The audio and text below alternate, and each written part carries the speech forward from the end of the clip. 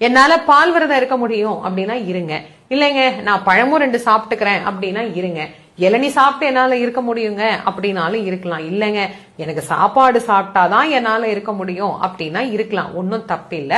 5 நாட்களை இப்படி நாம் விரதத்தில் நிறைவு செய்துவிட்டு 6வது நாள் ஒரே ஒரு நாளாவது கண்டிப்பான முறையில உணவை தவிர்த்து அந்த நிறைவு நாள் சூரசம்ஹாரம் அன்னைக்கு வருது இல்லைங்களா, அன்னைக்கு அந்த விரதத்தை நிறைவு செய்யக்கூடிய அந்த ஒரு முக்கியமான கட்டத்தை நாம அடையலாம்.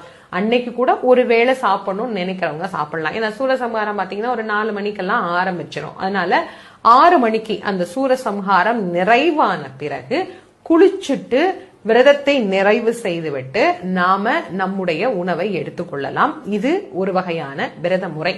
இந்த விரதத்தை எங்கெங்க போயிருக்கலாம் அப்படின்னா, இப்ப திருப்பரங்குன்றம், திருச்செந்தூர், சுவாமிமலை, பழனி இப்படி இருக்கக்கூடிய 6 படை வீடுகள்ல, அது இல்லாம பிரபலமான முருகன் கோவில்ல போய் கோவில்லையே இருந்து அந்த விரதத்தை வழிபடலாம். அல்லது கோயிலுக்கு போக முடியல அப்படின்னா வீட்டில் இருந்தபடியே நீங்க அந்த விரதத்தை இருந்துட்டு நிறைவு நாள் அன்னைக்கு சூரசம்ஹாரத்தன்னைக்கு பக்கத்துல இருக்கிற முருகர் கோவில்ல போய் வழிபடலாம். உண்மையான அன்போடு, உண்மையான பக்தியோடு, முருகப்பெருமான் மீது தீராத காதலோடு இந்த விரதத்தை மேற்கொண்டோம் அப்படின்னா முருகப்பெருமான் வேண்டும் என்கின்ற வரங்களை 12 கரங்களினாலும் வாரி வாரி வழங்கக்கூடிய வள்ளலாக நமக்கு விளங்குகிறார்.